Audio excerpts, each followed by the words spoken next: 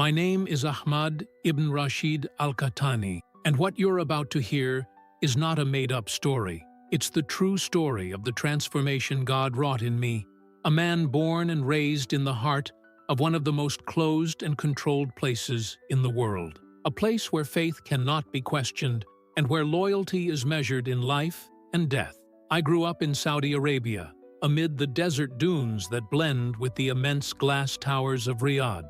There, between the heat of the sun and the rigidity of tradition, I lived most of my life in the shadow of the Al Yamama Royal Palace, a place few have had the chance to see from the inside. Its golden gates reveal not only wealth, but the weight of a system where any doubt in the official faith can cost dearly, sometimes even one's life. My family has always been loyal to the House of Saud. My father, Rashid al-Qahtani, was a man of few words but unwavering honor. He served as a soldier in the National Guard, protecting King Fahad during turbulent years. I grew up listening to his teachings as we polished our daggers under the starry desert sky. True honor, he would say, is to be loyal to the king and devoted to Allah. These words have seared my soul, like the desert absorbs every rare drop of rain. My childhood was a blend of ancient Bedouin traditions and the kingdom's strict education. I studied at the madrasa, where we memorized the Quran under the stern gaze of Imam Abdul Rahman, a man whose presence commanded respect and awe. There is no God but Allah, and Muhammad is his messenger, we recited fervently. For us, these words were deeply intertwined with the belief that the House of Saud is the guardian of Islam's holiest sites. Nearly 6 feet tall and with a natural ability with weapons, I quickly distinguished myself and was called to join the Royal Guard. At age 20, when I received my letter of acceptance to guard the palace, my father wept with emotion. "Ahmad, you have honored our tribe," he whispered, his voice breaking. "Now you will protect the guardian, the 2 holy mosques." The training was exhausting and demanding. For 6 months immersed in the intense heat of Riyadh, we learned much more than combat techniques. We were taught to respect strict protocols, to understand palace etiquette, and, above all, to bear the sacred responsibility of our mission. Colonel Mansour, our leader, constantly reminded us, "You are not just soldiers. You are the guardians of the leader of the Islamic world. A mistake here is not just a mistake against the king, it is a betrayal of Islam." I'll never forget the first time I walked through the golden gates of Al Yamama Palace, the splendor of the garden, the fountains that seemed to sing at the touch of the water, the gleam of the marbles that reflected the light as if made for the heaven. Everything there seemed to carry a power beyond human comprehension. But even amidst all that grandeur, God began to touch my heart. Something within me cried out for a greater truth, a hope that not even the gold of palaces could offer. That was when my journey began, a journey that would lead me to discover that Jesus' love can reach even the most closed places and the most hardened hearts.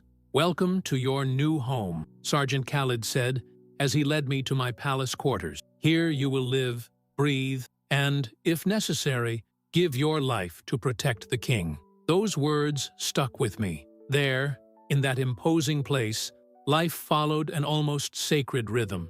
Mornings began before sunrise, with dawn prayers echoing through the palace. Next came intense and rigorous physical training, followed by security patrols, each carried out with extreme care. During the day, I stood guard in different areas: the rooms where the king received visitors from around the world, the secluded gardens where I often walked silently, lost in thought, and the offices where decisions that shaped an entire kingdom were made.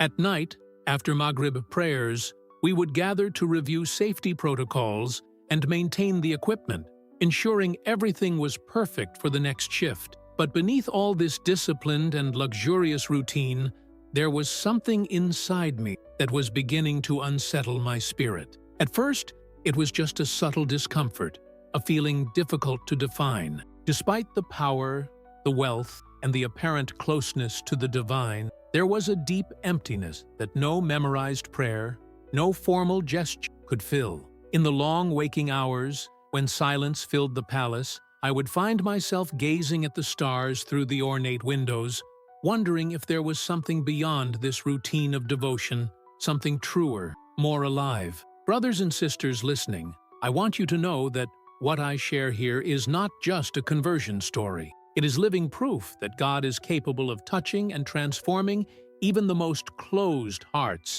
even those who live in places where His name is forbidden, where His presence seems like a challenge to earthly power. It was in this setting of luxury, power, and unwavering faith that I found myself faced with a decisive choice. Between loyalty to men and the search for eternal truth, my soul began to awaken. On the morning of March 15, 2019, the palace awoke as usual. The desert sun was slowly rising, painting the city's domes and minarets gold. But that day would be no ordinary one. Something was about to happen, something that would forever change the course of my life. I was assigned to the diplomatic wing, one of the most sensitive areas of the palace, where the king received ambassadors and foreign representatives. There, vigilance was required, and discretion was an unquestionable obligation. The corridors were adorned with Persian tapestries and inscriptions in Arabic calligraphy, telling stories of the glorious Saud dynasty. The air was mingled with the strong aroma of oriental perfume, which seemed to envelop everything and everyone in an almost mystical atmosphere. It was then that the ambassador of a European nation arrived for his audience. A middle-aged man with gray hair and blue eyes, he exuded a serenity that caught my attention. He lacked the tense, calculating air of the other diplomats. He seemed to exude a peace I had never seen in that palace. As I waited in the reception hall, my eyes kept noticing the ambassador's fingers nervously tapping on the leather briefcase he carried. His face, however, remained calm and professional, like someone who had learned to hide any sign of anxiety after years in the diplomatic service. "Excuse me," he said, in somewhat halting but perfectly understandable Arabic. "Could you direct me to the nearest restroom?" It was a common request, and I followed him down the corridor decorated with photographs that told the story of the royal family. Moments of glory, meetings with world leaders, all proudly recorded. I kept the correct distance, respecting protocol, but something about the man caught my attention. He seemed to carry a quiet urgency that didn't fit with the usual serenity of diplomats. As we returned to the main hall, I noticed him scanning the room with a watchful, almost restless gaze. Suddenly, he pretended to stumble near one of the ornate columns supporting the vaulted ceiling. "How clumsy I am!" he exclaimed loudly, as if to attract attention. But as he bent down, pretending to pick something up from the floor, I realized what was really happening. He slid, with a speed that almost escaped me, a small object behind the marble base of the column. My training taught me to spot suspicious gestures, but this didn't seem threatening, but rather one of desperation. The ambassador stood up, straightened his posture, and continued on his way, removing his jacket and acting as if nothing had happened. "Thank you for your kindness," he said, his smile barely reaching his eyes. "Your hospitality is legendary." But for the rest of the morning, my mind was restless. The image of that moment wouldn't leave my mind. What could be so important that a diplomat would risk such a thing? A secret message? Information capable of causing a political earthquake? My curiosity grew, eroding the discipline I so cherished, like the water from an oasis slowly eroding desert rock. When lunchtime arrived and my replacement took over the guard, I couldn't resist. Heart racing, I approached the column where he had left the object. My hands trembled as I touched the cool marble base, searching for any irregularities. And then, my fingers found something. A small, carefully folded piece of paper, the size of my palm. I held it carefully, feeling the insignificant weight of the paper, but sensing that it held something much larger. It was made of a thin, sturdy material, slightly yellowed with age, folded with the precision of someone who knows the value of what they hold. Inside my mind, two forces clashed. My duty as a royal guard, which ordered me to immediately hand over any suspicious material, and the irresistible curiosity that pulled me to unravel that secret. That night, alone in my room in Guarda, I finally gave in to temptation. My hands trembled as I slowly unfolded the paper. What I found there was not what I expected. There were no state secrets, no plans, no conspiracies. There were words written in Arabic, in beautiful, precise calligraphy that would touch my soul forever. For God so loved the world that he gave his only begotten Son, that whoever believes in him should not perish, but have everlasting life. The words struck me like lightning in the night, a storm in the heart of the desert. They weren't verses from the Quran I'd memorized since childhood, nor the hadiths I'd learned in the madrasa. This was something completely different, a message that spoke of God's love in a way I'd never heard before. The booklet continued with more passages, each more profound and intriguing than the last. It spoke of a man named Jesus, not as the Prophet Isa we know from Islam, but as something much greater, the very Son of God. In him was life, and that life was the light of men. And the light shines in the darkness, and the darkness did not comprehend it. Bamd, the words seemed to leap off the page, filling the emptiness I'd felt inside for so long. It was as if someone had lit a candle in a room where I'd lived in darkness without even realizing I was blind. In the weeks that followed, that little pamphlet became my most precious possession, and also my most dangerous. I hid it in various places, inside my Quran, under my mattress, even sewn into my uniform. Every night, when I was sure no one was watching, I read it over and over again, absorbing every word. These passages began to engrave themselves on my heart with an intensity that surpassed all my knowledge of the Quran. But along with my admiration came growing fear. I knew the risk I was taking. Possessing any Christian literature in Saudi Arabia was a capital crime, especially for someone of my standing. The religious police, the dreaded Mutawa, would show no mercy to a royal guard suspected of heresy or treason. Still, I couldn't stop. The words in that booklet spoke to a part of my soul that had been silent for years. They awakened questions I didn't even know I had, and offered answers my heart desperately sought. Brother who listens to me, there are moments in life when God uses the most unexpected encounters to plant seeds of truth in thirsty hearts. That booklet, left by an unknown diplomat in the heart of Saudi power, became the turning point that neither I nor anyone in the palace could have imagined. But seeds planted in dangerous soil face cruel storm, and mine were about to face their toughest test of all. The nights in the palace, once a haven of silence and rest after intense days, became spiritual battle. I felt an invisible struggle within me, a silent war where opposing forces fought for possession of my soul. It all started slowly, with fragmented dreams that I attributed to fatigue and the pressure of my job. But as the weeks passed, these night visions became so clear and intense that they defied all rational explanation from my trained mind. The first dream came 3 nights after my first reading of the forbidden pamphlet.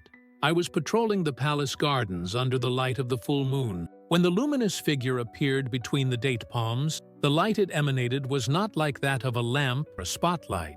It was soft, yet penetrating, warm, but not blinding. The presence walked slowly toward me, and though its face remained indistinct, its eyes shone with a compassion so profound I had never felt anything like it in my waking life. Ahmad, the figure spoke, and his voice echoed not only in my ears, but seemed to resonate deep within me. "I've been waiting for you." Those words were spoken in Arabic, but with an accent that belonged to no land I knew. It was as if the language itself had been purified, freed of any human imperfection, elevated to its purest, most heavenly form. "Waiting for me," I managed to stammer in the dream, my own words feeling small before that majestic presence. "Who are you?" No answer came out loud, but a clear and sudden understanding filled my mind, filling it like water, overflowing an empty vessel. I knew, with absolute certainty and without a doubt, that I was in the presence of the one the pamphlet spoke of, Jesus. The Quran called him Isa, but who was far more than any human teaching could describe.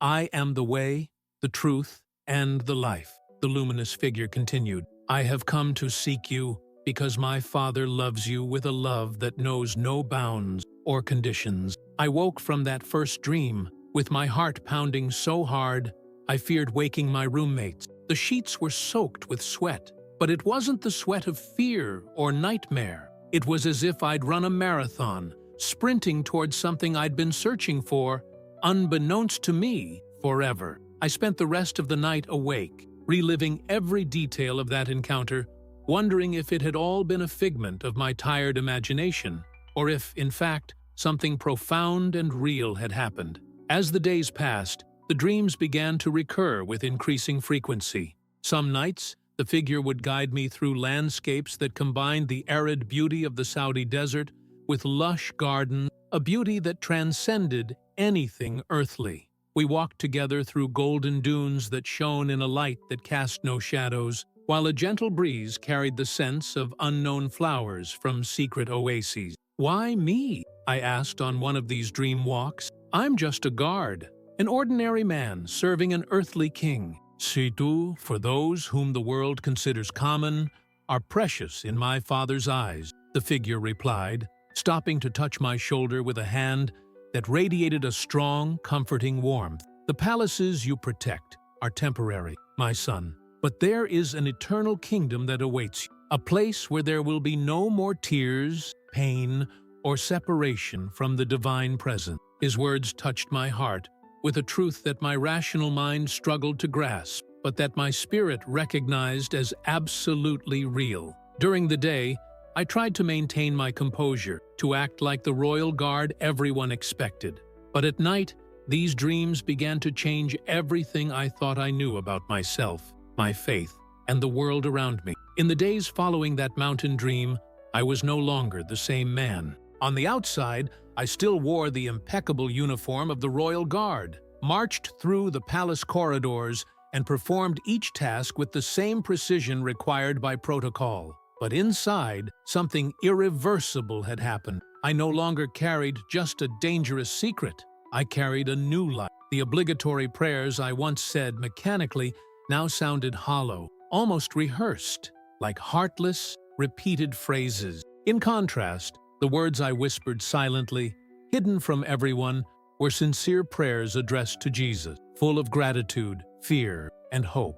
It was a living dialogue with someone I felt present beside me, not a distant concept. The splendor of the palace, the marble, the Persian carpet, the crystal-clear fountain now seemed like mere backdrop, pale shadows before the glory I had glimpsed in my night vision. Each time I passed through the golden gates, I remembered the Master's words. "The palaces you protect are temporary, but there is an eternal kingdom awaiting you." However, along with this new life also came a tremendous weight, fear. I knew my newfound faith was viewed as heresy, treason, and a capital crime. I knew that if I were discovered, there would be no mercy for me. Yet, no matter how hard I tried to maintain a semblance of normalcy, something burned inside me, a fire that could not be extinguished. I began to realize that everything I had experienced up until that moment, my strict upbringing, my intense training, my unquestioning loyalty, had been, in some mysterious way, a preparation for this encounter with the truth. My entire previous existence seemed like a long desert leading me to this oasis. Brother, listen to me. There are encounters that change the course of history, but there are personal encounters with the divine that change the course of a single soul so radically that the entire life before that seems like prologue. It was like that for me. Everything I had been up until that moment, guard, son, Bedouin, devout Muslim, had become preparation for that moment when I said yes to Jesus' call. Now I needed to learn to walk in this new faith, silently, amidst the risk, trusting that the one who called me would be faithful to sustain me, even in the heart of the kingdom where his name is forbidden. My desert dreams weren't just nocturnal images. They were vivid encounters with God, preparing me for a new journey in the most unlikely and dangerous place in the world for a follower of Christ. But the true test of my faith was yet to come. I would have to learn to live this new reality in hiding, guarding a secret that, if revealed, would cost me everything: my position, my freedom, and even my life. Being a Christian in the heart of Saudi power became a daily exercise in spiritual survival. Each dawn brought different challenges, testing not only my ability to keep the secret, but also my resolve to remain faithful to the one who was now my Lord. It was like walking a tightrope stretched over a deep abyss. One slip, one misplaced word, and everything could fall apart. Irreversible. Mornings began with the call to prayer, echoing from the minarets of Riyadh and streaming through the ornate palace windows. When I heard the familiar words, Allahu Akbar, filling the early morning air, my heart sank. I knew I needed to join my companions in the obligatory prayers, but every movement, every gesture, every prostration felt like an act of betrayal of the truth that now burned within me. It was then that I learned to transform these moments into something secret and sacred. As my body performed the gestures of Islamic ritual, my soul turned to Jesus. My lips recited the prescribed words, but silently, my heart prayed, Heavenly Father, forgive me for this appearance. You know my heart. All worship is for you. It was a delicate dance between surviving on the outside and maintaining integrity on the inside, requiring constant vigilance and self-control. Over time, even my superiors noticed something different. Colonel Mansour, always attentive, commented one morning after the inspection, "You seem more thoughtful lately. Is everything okay with your family?"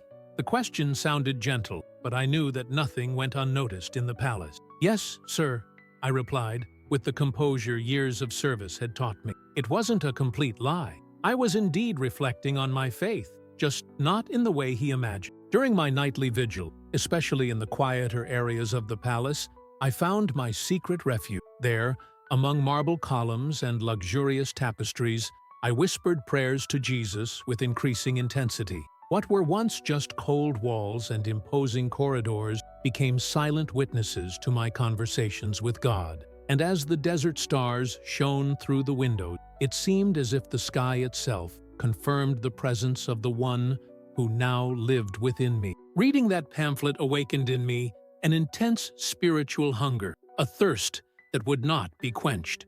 I wanted to understand more about this faith that had taken hold of my heart, but I was trapped without a complete Bible. Having a copy with me would be certain damnation, a death sentence.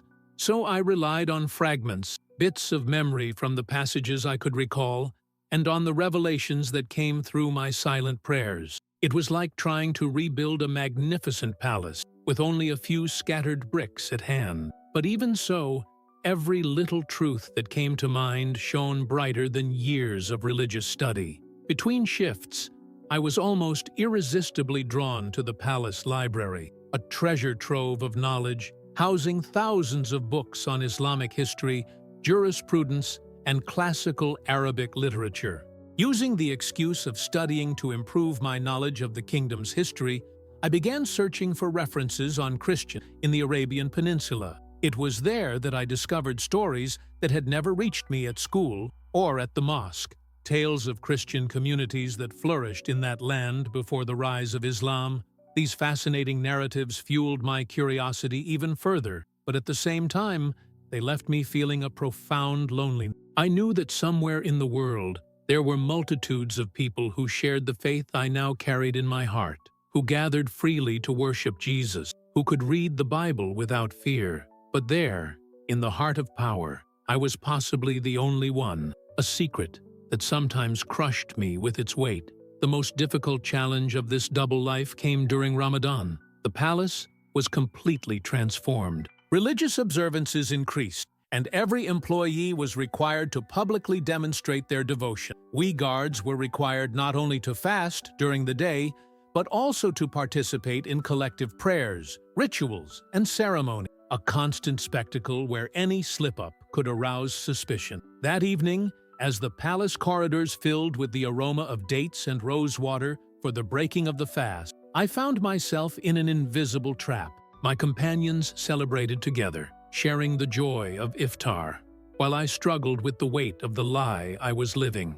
The Taraweeh prayers stretched on for hours, and every verse of the Quran we recited aloud seemed to wound my soul. It was on one of those nights that I nearly lost everything. Sheikh Abdullah al-Rashid, the palace's chief imam, a man whose religious authority was both respected and feared, whose gaze seemed capable of reading one's heart, approached me shortly after prayers. "Brother Ahmad," he said in a deep voice, thick with years of conviction, "I have noticed a change in your spirit during these holy nights." At that moment, I felt my chest tighten.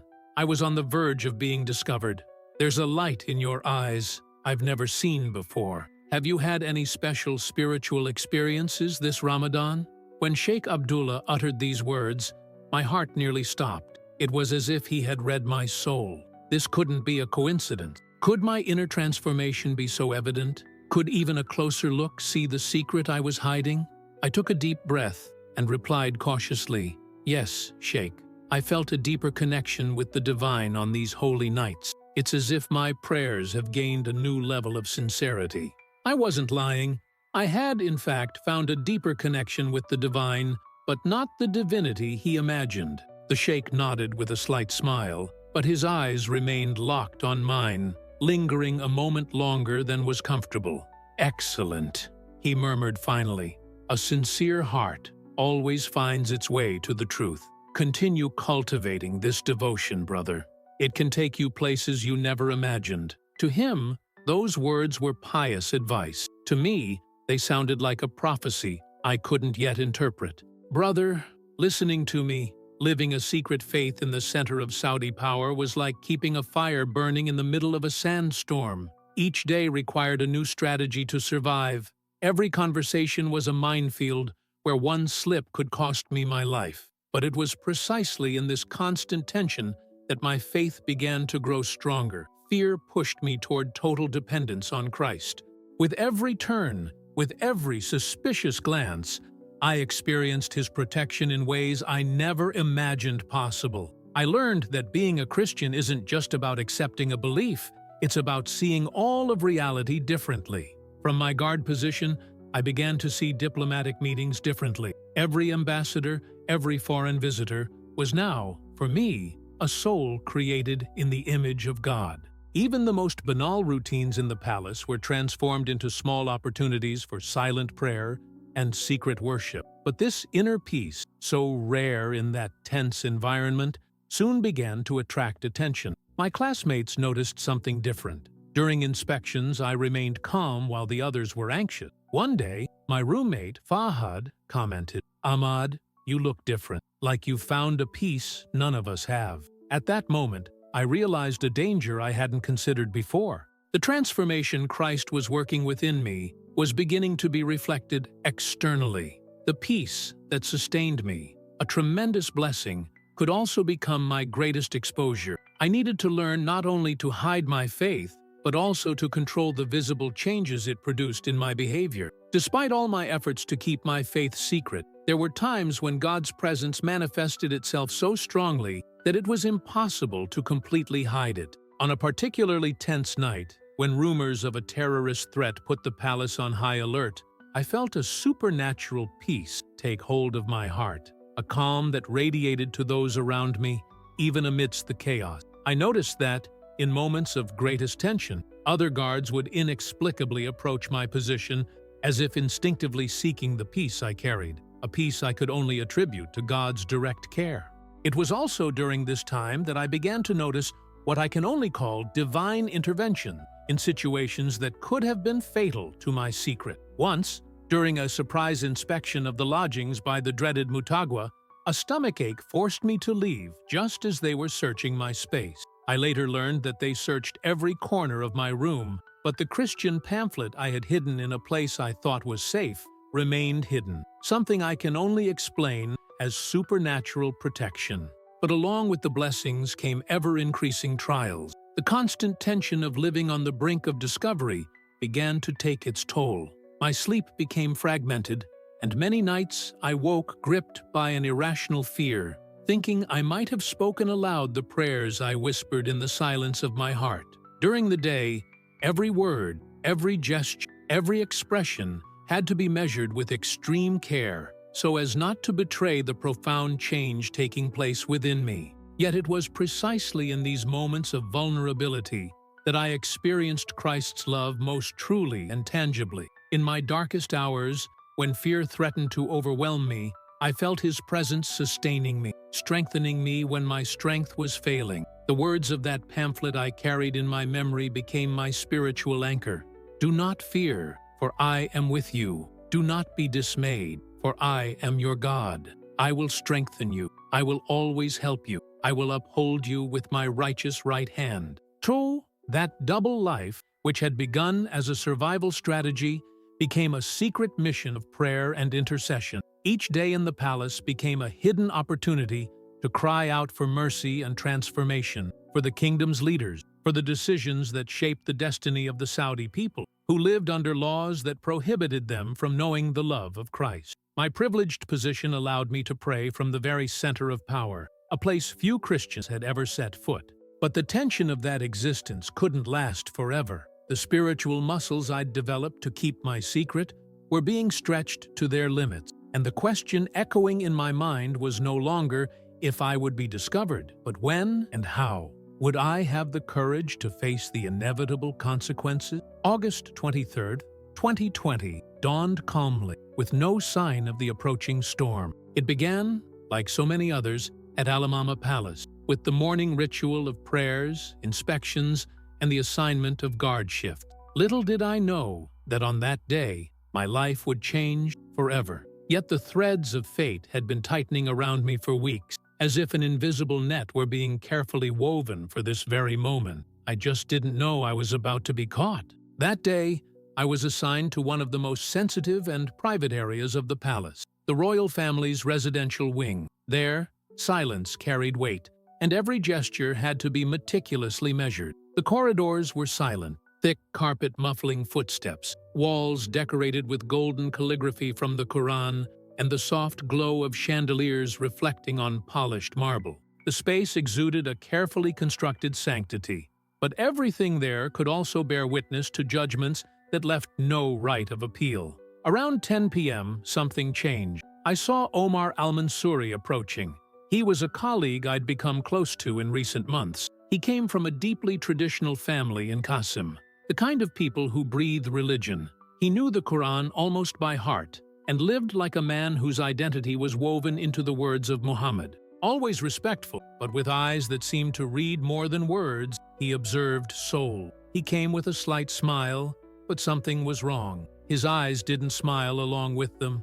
"I've been thinking about our conversation yesterday about the mysteries of faith," he said, as if throwing a stone to see if the water responds. That sentence rang like a bell in my heart. I remembered that our conversation the night before had been superficial, something about the night shift, maybe a generic quote from a hadith, nothing involving the kind of faith that now burned in my chest. "Talk," I replied, trying to keep my tone natural. I remember we spoke briefly, everyday things, but he didn't move. He just stared at me. "Yes, but I sensed something different about you, as if you were searching for something beyond, something out of the ordinary, something you don't hear in mosques." That's when everything inside me froze. This wasn't innocent curiosity. It was careful probing, a kind of fishing, casting the bait to see if I'd bite. He was testing me, no doubt about it. In that instant, I realized that, despite all my efforts to appear the same, something in me had changed so visibly that even the most observant, like Omar, were beginning to notice. Perhaps it was a different sparkle in my eyes, or the fact that my prayers, once filled with mechanical zeal, now held a hesitation. Perhaps my silence between psalms, or the suppressed smile when I heard the name of Jesus on some Western newscast. Whatever it was, the facade was no longer so impenetrable. "Brother Omar," he said, his heart hammering in his chest, "I don't know exactly what you mean. My faith is the same as that of our parents, our grandparents. It's the same faith we've been taught since we were little." But even I heard the emptiness in those words. They were confident, rehearsed phrases, but they weren't mine anymore. They were just echoes of a past that no longer defined me. Omar continued to stare at me for a few more seconds. The smile vanished completely, and in its place emerged an expression that was half certainty, half regret. It was at that moment that I knew the secret was no longer completely safe. "Of course," he murmured, but when he looked up at me, his eyes no longer held the camaraderie of a comrade in arms. They were the cold eyes of a hunter who spotted his prey. Forgive my confusion, brother. It must have been my imagination. With slow, measured steps, he walked away. But I knew, with a cold certainty, that this conversation wasn't over. In fact, it had only just begun, and the next few hours could decide whether or not I would see the next sunrise. The rest of the shift dragged on in suffocating agony. Every noise in the hallway, every shadow cast by the dim light of the chandeliers, every call on the radio sounded like a lurking threat. I knew Omar wouldn't report me immediately. Accusing a member of the Royal Guard of apostasy required irrefutable evidence and the approval of higher authority. But it also meant that, from then on, I would be under scrutiny that could strip me bare. When my break finally arrived, I walked to my quarters, trying to pace myself, as if normality could protect me. But inside, my heart was pounding like a war drum. As soon as I entered the room, I sensed something was different. It was subtle, but too clear for the eyes of someone trained to notice detail. A book was slightly off-angle where I'd left it. A drawer was half-closed. A crease in the blanket I didn't remember making. Someone had been there and had tried to hide their presence. With my hands trembling slightly, I went straight to the hiding place where I kept the Christian pamphlet, sewn into the inside of a ceremonial jacket I rarely wore. My fingers groped urgently, searching for the small volume I'd already memorized by its texture. Nothing. The space was smooth, empty, as if that forbidden treasure, which had changed my life forever, had never existed. My stomach sank, the air grew heavier, and then I heard it. Footsteps. Not the loose footsteps of someone returning from their shift, but the measured, rhythmic, deliberate sound of a group moving toward a specific target. The footsteps stopped in front of my door. The silence that followed seemed to last for hours. 3 strong knocks. Dry, authoritative. Ahmad ibn Rashid al-Qahtani. The voice on the other end was unmistakable. Lieutenant Colonel Saeed. It wasn't the voice of a routine conversation. It was the cold, impersonal voice of someone carrying out official orders. I knew he wasn't the only one out there. There were definitely representatives of Mutagwa, the religious police. If they were there, it meant the suspicions had reached the most serious level possible. My legs nearly gave out, but I walked to the door. Each step felt like a step toward execution. I knew that palace well.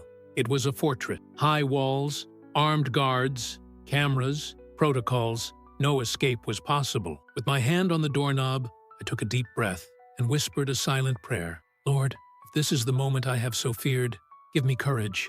May I not deny your name, even if my life ends here.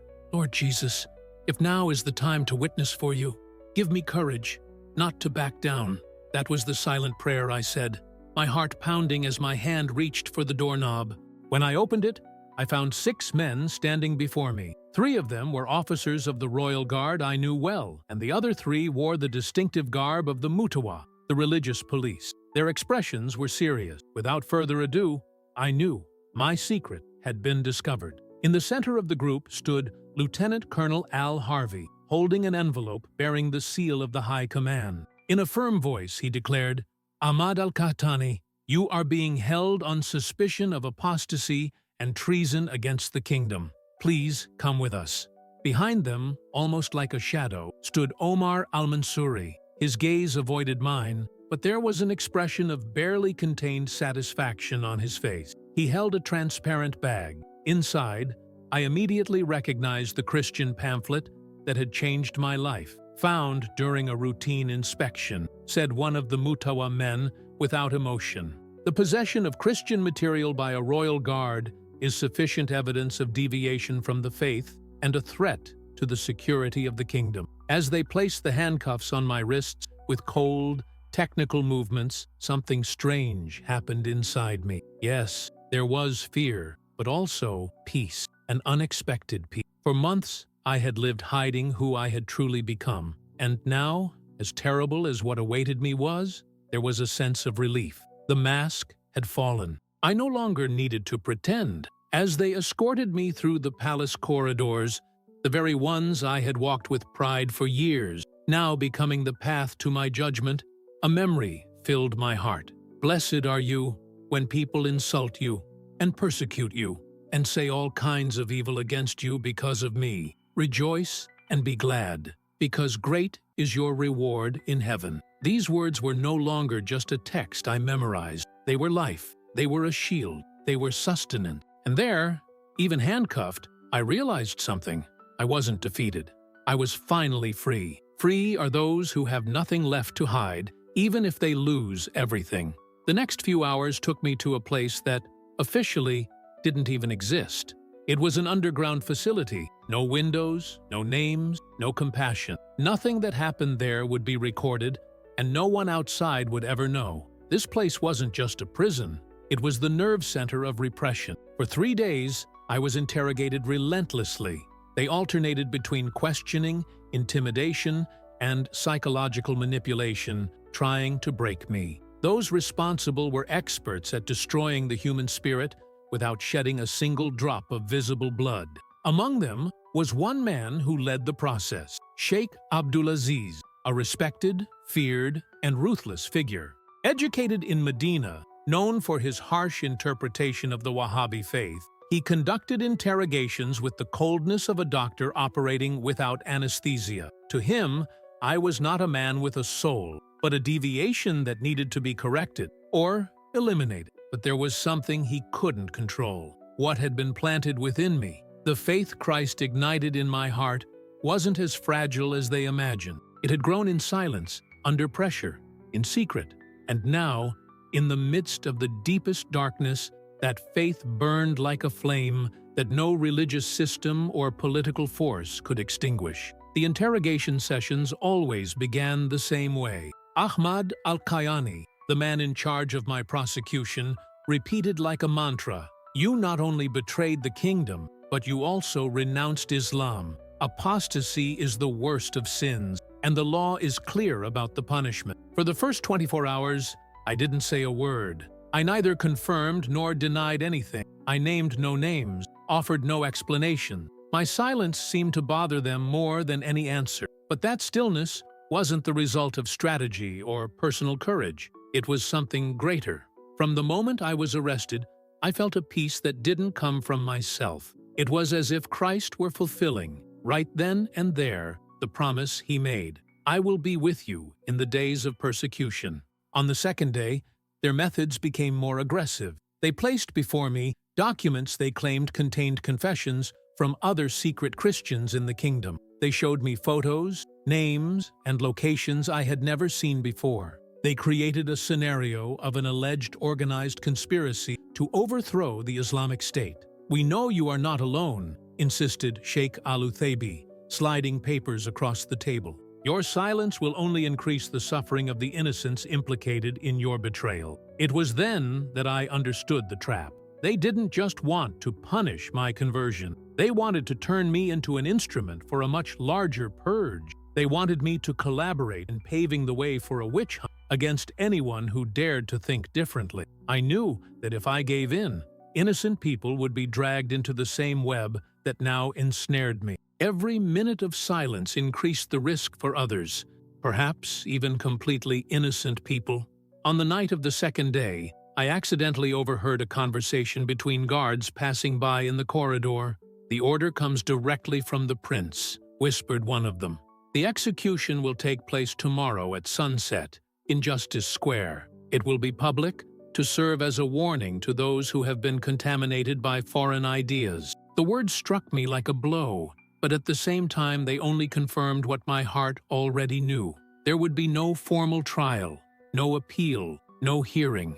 The decision had already been made at the highest levels of power. My fate was sealed. And yet, in that cold cell, thinking about the few hours I had left, something happened. It wasn't a spectacular vision like the dreams that led me to faith.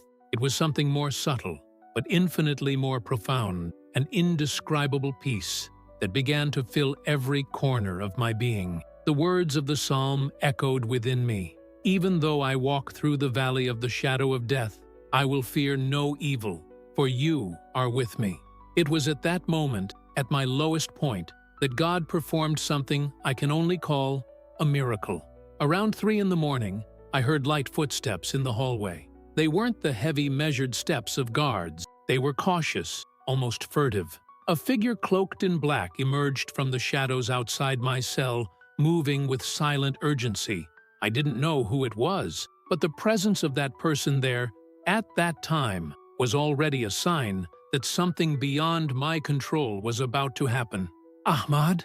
a female voice whispered from the other side of the bars, low and urgent, but filled with a calm that contrasted with the chaos within me. The Arabic was perfect, but the accent escaped my recognition. It was soft, almost foreign. "I'm Amira. I work as a nurse at the military hospital, but I'm also your sister in Christ." The words pierced my heart like a lightning bolt. For months I had felt alone, isolated in the heart of the system that now judged me. And suddenly, before me stood a woman who claimed to share the same secret faith. "How?" I began to stammer, but she held up a firm hand, signaling silence. "We don't have time for explanations," he said. His lips barely moved. "I've been praying for you since the day of your arrest. God has shown me a way to get you out of here, but you must trust and obey, without question." As he spoke, his nimble hands worked on the cell lock. There was something in his gesture, precision, preparation, courage, that made me realize this wasn't improvised. It was a carefully crafted plan. "The guard is momentarily distracted," she continued. "We have at most half an hour before the next shift. I brought everything you need to leave without being recognized." From her bag, she pulled out a black abaya and a full niqab, the garment that covered a woman entirely, leaving only a small opening for the eyes. My rational mind screamed that this could be a trap, a final test to break me. But when I looked into Amira's eyes, through the thin screen of the veil, I recognized something that cannot be faked. The same peace I had felt in my deepest hours of prayer. "Brother," she whispered as she helped me put on my disguise, "God isn't finished with you yet. Your story needs to be told, but to do so, you need to live." Within minutes, my identity vanished. Ahmad al-Qahtani, a royal guard sentenced to death, transformed into an anonymous figure covered from head to toe. The niqab hid my features. The black gloves disguised my masculine hands. It was strange and liberating at the same time. "Walk like a woman," Amira instructed, guiding me through the hallways. Shorter steps, slightly hunched shoulders, head down. "If someone speaks to you, don't respond. I speak for both of us. I am your mahram." Every door that opened, every corner we turned, felt like a small, sequential miracle. Amira knew not only the physical route, but also the protocols, the shifts, the routines. She knew exactly when the guards changed positions and how to manipulate the security sensors. It was as if God had placed a living key beside me. As we walked in silence through the palace corridors I had so often patrolled armed, I now walked them as a fugitive and, paradoxically, as a free man for the first time. The most critical moment of my escape came right in front of the compound's main exit. We were just steps from freedom when a young guard, new to the job, unsure but doing his duty, raised his hand, gently stopping us. "Sisters," he said, in formal, somewhat nervous Arabic, "may I see your exit passes?" At that moment, my heart nearly stopped. I felt the blood drain from my face beneath my niqab. But Amira, with a calm that could only come from God, firmly replied that she left no room for argument. "We're on emergency medical service. Here are our documents," she said, presenting the forged papers with such confidence that even I almost believed them to be authentic.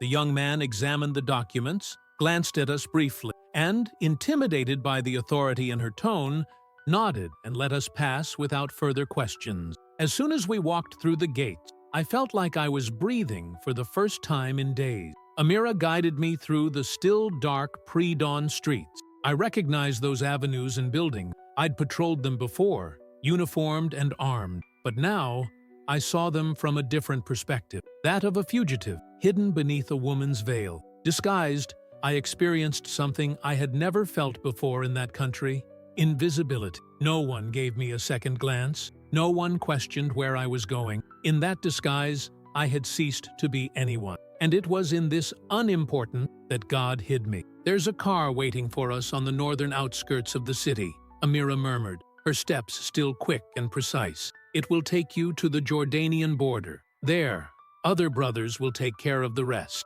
It was then that I realized there was a network, an invisible, silent, but living sisterhood, spread throughout the system itself.